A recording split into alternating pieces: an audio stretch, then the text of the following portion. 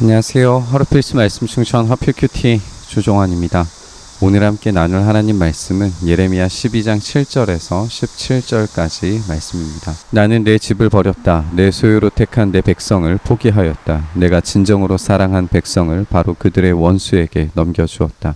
내 소유로 택한 내 백성이 내게 반항하였다. 숲속의 사자처럼 내게 으르렁거리며 덤벼들었다. 내 소유로 택한 내 백성은 사나운 매들에게 둘러싸인 새와 같다. 모든 들짐승아 어서 모여라. 몰려와서 이 새를 뜯어 먹어라. 우리는 하나님께서 이스라엘 백성을 내 소유, 진정으로 사랑한 백성, 택한 내 백성, 내 소유라고 표현하시는 것을 읽게 됩니다. 하나님의 사랑하심은 이 배신하는 자들인 이스라엘조차도 사랑하시는 사랑입니다. 우리가 이전 본문에서 살펴봤던 것처럼 하나님께서 이스라엘을 심판하셔야 하는 이유는 그들이 언약의 당사자이기 때문에 그렇습니다. 그 언약을 파기한 쪽인 이 이스라엘은 당연히 언약 파기에 대한 책임을 져야 했습니다. 그 언약 파기의 방식이 하나님을 향한 끔찍한 배신과 모욕적인 외도였음에도 불구하고 하나님은 언약을 깨뜨린 책임을 물으시면서 심판을 행하실 뿐 이 그들을 사랑하시는 마음이 변하지 않으시는 것을 계속 우리가 발견하게 됩니다. 따라서 이 하나님의 비탄은 간절한 소망으로 이스라엘이 돌아오기를 구하시는 그런 마음을 절절하게 보여주는 본문이라고 우리가 생각해 볼 수 있습니다. 그들이 심판당해 마땅할지라도 하나님은 돌아오길 원하십니다. 이방 통치자들이 내 포도원을 망쳐놓았고 내 농장을 짓밟아 버렸다. 그들은 내가 아끼는 밭을 사막으로 만들어 버렸다. 그들이 내 땅을 황무지로 바꾸어 놓았다. 황무지가 된 이 땅이 나를 보고 통곡한다. 온 땅이 이렇게 황무지가 되었는데도 걱정하는 사람이 하나 없구나. 강도떼가 사막의 모든 언덕을 넘어서 몰려왔다. 내가 땅 이 끝에서 저 끝까지 칼로 휩쓸어 어느 누구도 평온하게 살 수 없게 하였다. 사람들이 밀을 심어도 가시만 거두었고 그들이 수고해도 아무런 소득이 없었다. 그들은 나의 맹렬한 분노 때문에 아무런 소출도 없이 수치만 당하였다. 이방 통치자들의 이 포악한 행위는 하나님의 포도원을 완전히 망가뜨리고 사막으로 만들어 버렸습니다. 하나님은 뽑고 허물고 멸망시키고 파괴하시리라고 하는 말씀을 이방 통치자들, 강도떼 같은 자들을 통해서 행하십니다. 이스라엘의 악은 더욱 강렬한 악으로 심판됩니다. 모든 것이 황폐하게 변하고 얻은 것 없는 파멸적인 정복만이 남게 됩니다. 이것으로 아름답던 이스라엘은 폐허가 되어버린 수치를 당하게 될 겁니다.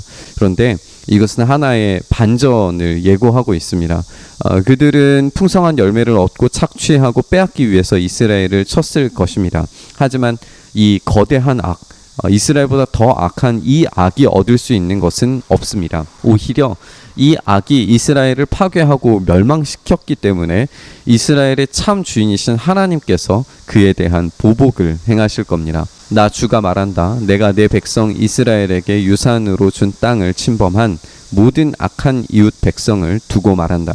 내가 그 악한 백성들을 그들의 고향 땅에서 쫓아내고 유다 백성을 그들 가운데서 구하여 내겠다. 그러나 내가 그들을 쫓아낸 다음에는 다시 그들을 불쌍히 여겨서 제 땅, 제 고향으로 되돌려 보내겠다. 우리는 진짜 하나님의 엄청난 크고 원대한 계획을 보게 됩니다. 악은 결코 자신들의 이득을 취할 수 없습니다.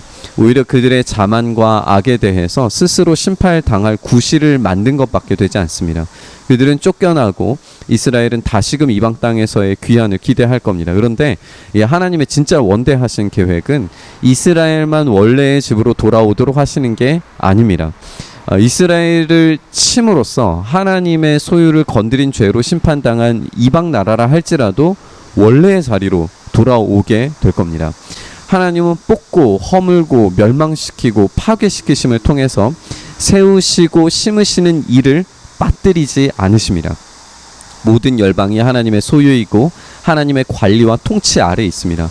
모든 세계는 우리 하나님의 질서 속에서 세워지고 멸망당하고 파괴당하고 새롭게 세우심을 받습니다. 비록 그들이 내 백성에게 바알의 이름을 부르며 맹세하도록 가르쳤지만 그들이 내 백성의 도를 확실하게 배우고 내 이름을 부르며 주님의 살아계심을 두고 맹세하면 그들도 내 백성 가운데 들게 될 것이다. 그러나 그들이 복종하지 않으면 내가 그 민족을 완전히 뿌리째 뽑아 멸망시키겠다. 나 주의 말이다. 이방 나라들이 이스라엘을 참혹한 죄에 빠뜨린 것은 사실이지만 그들이 하나님의 영광에 반응해서 하나님께서 가르치신 그 공의와 정의를 실천하고 하나님의 뜻에 부합하는 일들을 행하기 시작할 때 그것을 근거로 주님의 이름을 부르면서 언약을 체결하고자 할 때 이방인들도 하나님의 백성 가운데 들게 될 겁니다. 우리는 정말 엄청난 약속을 읽게 됩니다. 아마 이 본문을 읽는 이스라엘 백성들은 깜짝 놀라지 않을까 싶습니다. 어떻게 이방 사람들이 우리와 같이 하나님의 백성, 하나님의 자녀들이 될 수 있단 말인가, 그렇게 질문할 정도로 엄청난 약속이죠. 하나님께서 이스라엘이 아닌 이방 나라들도 자기 소유로 삼으시는 이 구원이 이방인들에게 이미 열려져 있었다라고 하는 사실을 우리가 본문을 통해서 확인을 하게 됩니다. 이 구원을 거절하는 민족에게는 당연히 뿌리가 뽑히고 멸망당하는 결과가 돌아가겠지만 새로운 언약 관계로 들어오는 민족은 새롭게 세우시고 심으시는 은혜를 경험하게 될 겁니다. 파괴되고 오염된 인간성은 하나님의 이 놀라운 약속의 말씀이 선언되었음에도 불구하고 이 율법을 자의로 수행할 수 있는 능력이 없습니다. 우리는 비참한 존재이고 뽑혀지고 멸망당할 위치에 서 있습니다. 하지만 이 모든 율법의 요구를 예수 그리스도께서 완성시키셨기 때문에 우리에게는 이 새로운 언약이 체결되었습니다. 바로 예수 그리스도를 믿음이 예수 그리스도께서 완성시키신 율법으로 대체된 겁니다. 그러니까 우리는 더 이상 율법을 지키는 것으로 율법을 완성시키는 것이 아니라 예수 그리스도를 믿음으로 우리는 이 새로운 언약 관계 안에 들어가게 된 겁니다. 그리고 예수 그리스도를 참되게 믿었다라고 하는 것은 그분을 영화롭게 해드리기 위한 강렬한 열망으로 어쩌면 부족하고 연약하지만 그 삶의 참된 즐거움의 복종이 가능하게 된 상태가 되는 겁니다. 그래서 이 하나님의 백성으로서의 그 자격을 계속해서 유지하게 되는 거죠. 이것으로 도무지 이스라엘과 이방 나라가 하지 못했던 하나님의 백성이 되는 자격이 예수 그리스도의 십자가 공로로 제공된 줄 믿습니다. 우리가 이 새로운 언약의 신비를 깊이 생각했으면 좋겠습니다. 하나님은 진노와 심판 중에도 자비와 사랑을 잊지 않으시고 더욱 원대한 계획으로 우리를 건져내시기 위해서 우리 주 예수 그리스도를 우리에게 주셨습니다. 이 놀라운 사랑과 약속의 신비를 붙들면서 자유롭고 기쁜 마음으로 우리 주님을 위한 복종의 자리에 살기를 결단하면서 이 묵상의 자리로 나아가시죠. 주님, 그렇게 우리에게 주신 이 놀라운 언약에 우리가 합당하게 반응하며 예수 그리스도를 믿음이 우리에게 완성된 율법으로 제공되어 우리가 영원한 복을 누릴 수 있게 됨을 우리가 기쁨과 감사로 찬양으로 주님 앞에 나아갑니다. 우리의 이 삶이 하나님께서 주신 이 놀라운 언약 안에 들어간 하나님의 백성으로서의 삶이 가치 있게 증거되도록 우리도 오늘 우리의 삶을 주님의 십자가 따라가는 그런 삶으로 만들어갈 수 있도록 주여 우리에게 힘주시고 능력 주시옵소서.